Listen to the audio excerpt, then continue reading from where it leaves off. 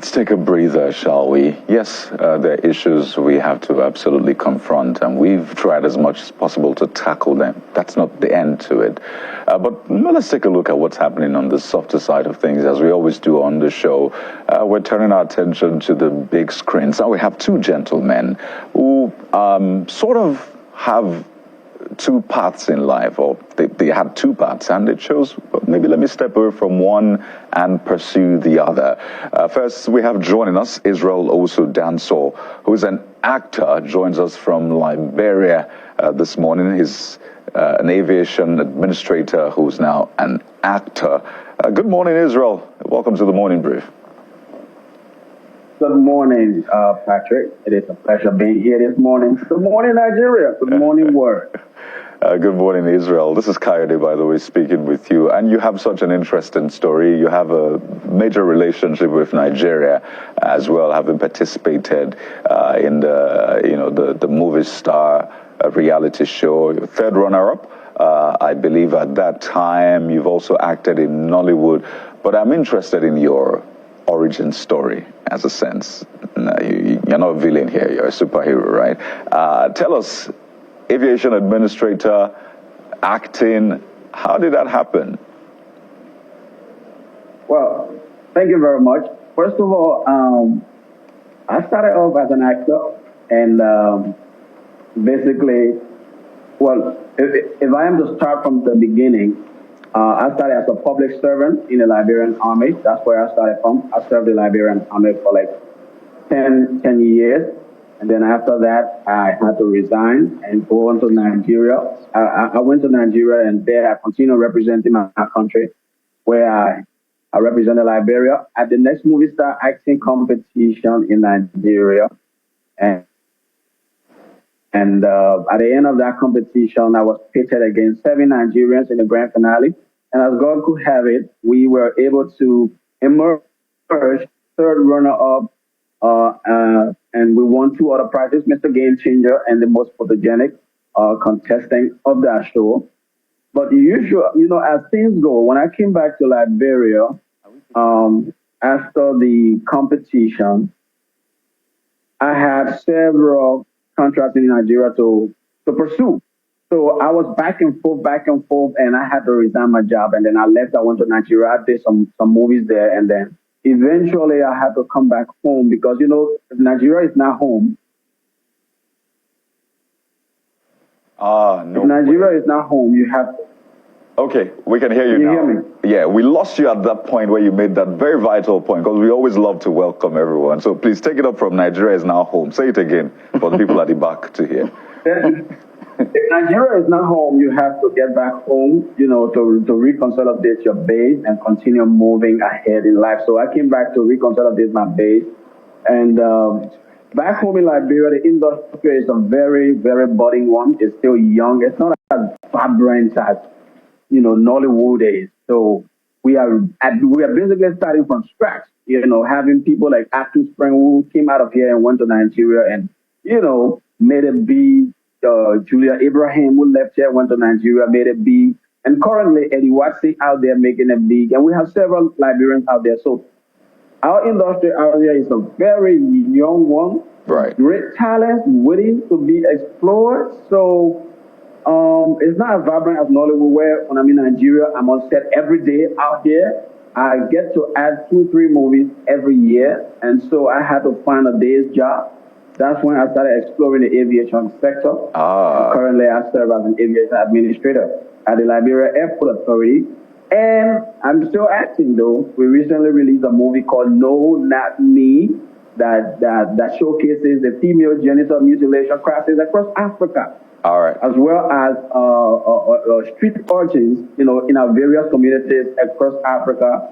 And that movie, I acted alongside Atus Frank, and it's being premiered currently across the U.S. Oh, that's beautiful, Israel. I thought you had said Nigeria is now home, but it just hit me. You said Nigeria is not home.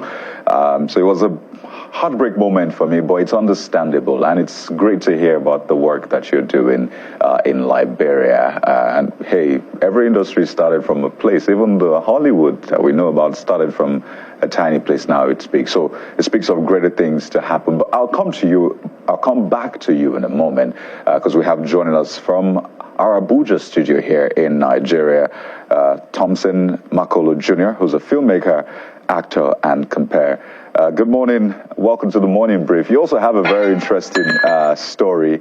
It's okay. These things happen from time to time. You have an interesting story, right?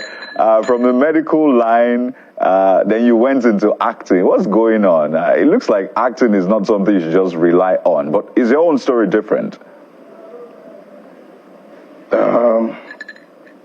All right, Claudia, thank you very much for having me. I'm so glad to be here today. Good morning, Nigerians. For me, I was born to act. I was born to make film. I was born to tell stories. Like you said, initially, my father wanted me to go study medicine. But as life would have it, as time would have it, as stories would have it, he passed on in 2004, and the hope to push for what he wanted me to do couldn't come to pass again, and I decided to find my own path.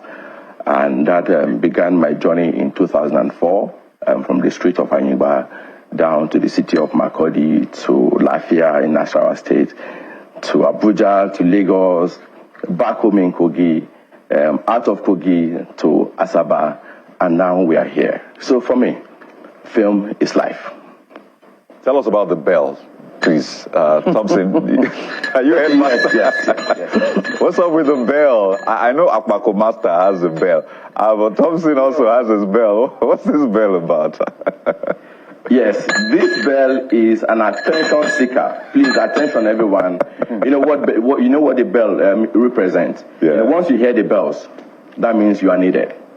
So we have the bell as a signature for my new project, Uyoma, the voice of old, and we're calling for the attention of everyone in Nigeria and for everyone on the continent of Africa, and of course the entire globe. We have something to tell you, so that's why we're having the bell. Are we going to survive this battle today? Bukola? And you definitely got our attention. Interesting, from medicine to acting. Fantastic. And there are a number of, mechanical engineers who have become content creators. But let's talk about the industry itself. There's a foray, of a number of... first of all, talk to us about your current project before we expand into the social issues in Nollywood. Okay, yes, we have a current project titled Uyoma, the voice of old. It is one of our biggest exports yet into the Nigerian film industry from Kogi State, and of course, particularly the Igala Kingdom, the 9th largest ethnic group in the Federal Republic of Nigeria. This film tells our story. It tells the story of the Igala people and the Idoma people, both in north central Nigeria. It tells the story of a kingdom with an impending doom, as revealed by the gods to the kingdom diviner, the Uyugata, for lack of traditional adherence by the king. So this is our newest project, and it tells our story. It means so much to us. It brings us to the fore. It brings us to the globe, and it helps to add majorly to the values of the Nigerian film industry, both at home and in the diaspora. I'm looking forward to seeing the movie already. Some of the scenes are quite compelling. But let's take it to Israel, who's joining us from Liberia. Talk to us about, well, first of all, I'd like to own the vibrance that you credit to Nollywood and the prolific outlook that we have. And we hope to infect Lollywood with some of it as well.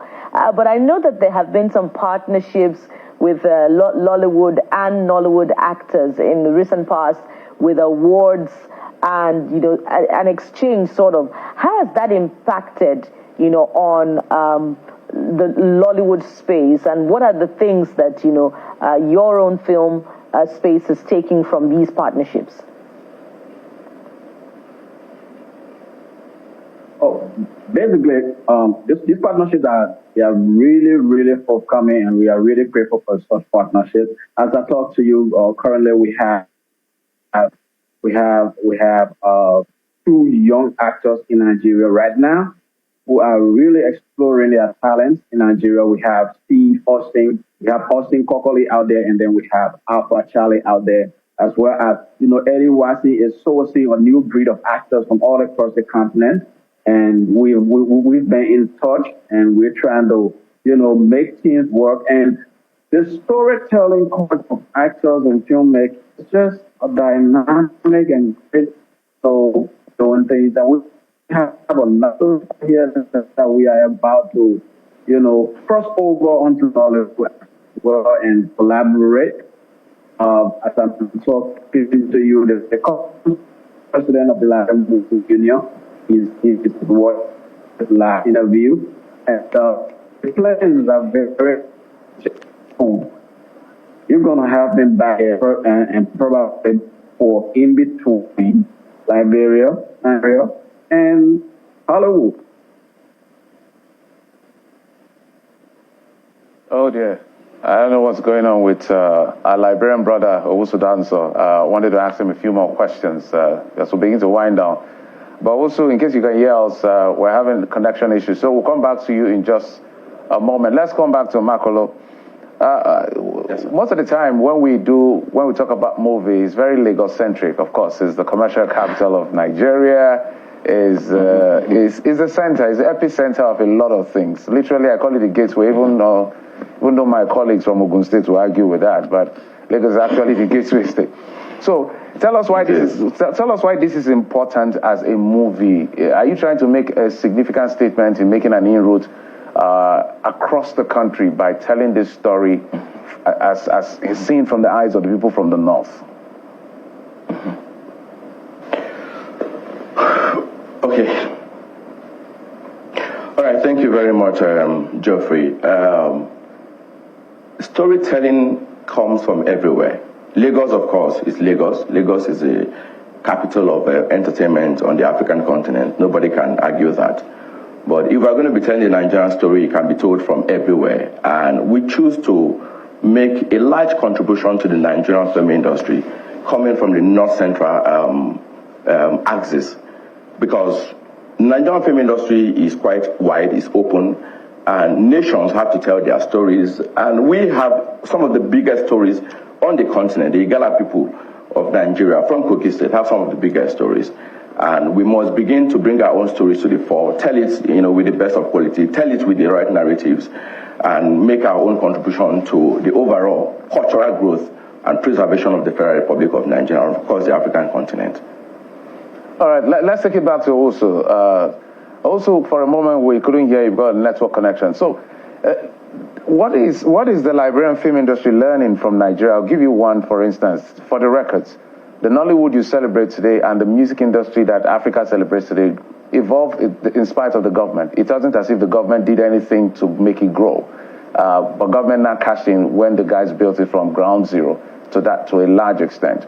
So what exactly is your industry learning that you can use as maybe a pivot to be able to climb and become a force to reckon with in West Africa? Currently, the industry has come to the understanding that government is not going to come to your rescue as an entertainer, because most basically government looks at you as a very small player in the economy. So we have adapted to the acts of collaborations with each other. You will find 2-3 directors and producers coming together, joining forces to produce a very good project that tells a great story, and then gradually we do that, and then we put on the market, we market it, and, we recoup our gains and recoup our profits and move on to the next project. So that is something that I learned in Nollywood while I was there. I remember being on movie set, and I would see 2, 3, 4, 5 other producers and directors visiting that set, to scout talent from, these directors, production. And that is something that I brought back to Liberia, and that is something we introduced here, and that is something we are using, to allow this industry to grow. Because you have to grow to a certain extent before government will call you in and consider you as a major player in the national economy. All right. Well, I'd like to bring this to both of you, but starting with Makolo, this foray into Nollywood, it seems like there's, an army of interested people in Nollywood, and there's an abundance of talent, no doubt. But the concern is, just like in other associations where, other professional fields where there are associations, that vet the people that come in, there seems to be nothing like that. It seems like it's an all-comers affair into Nollywood. Thomas, I'd like you to respond to that. Thompson, rather.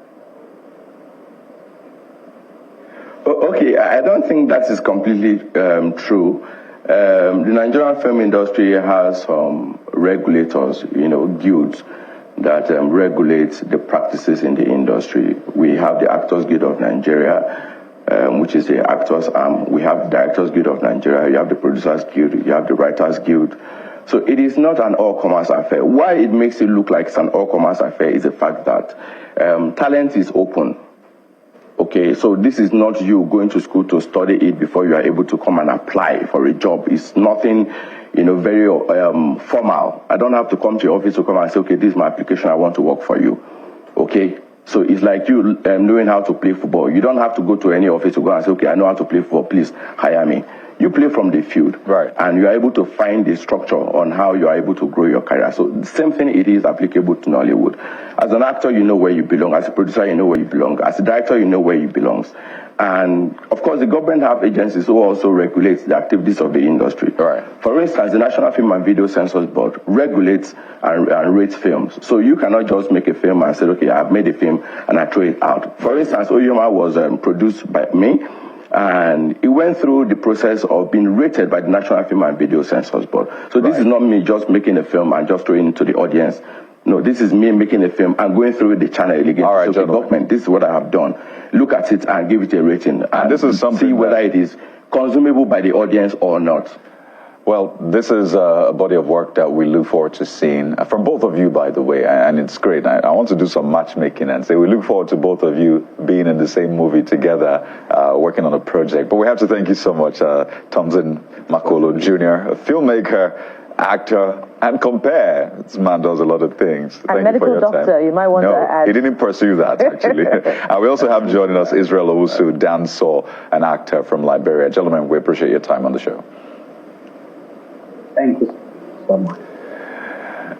So in filmmaking, there's a cut. So we have to cut at this point on the show. But not to worry, Channels Television continues with Sunrise Daily. I'm Kayode Okikilo. Thank you for joining us. And I'm Geoffrey Uzono. Bye-bye. We'll be back again tomorrow. I'm Bukola Koka. Bye now.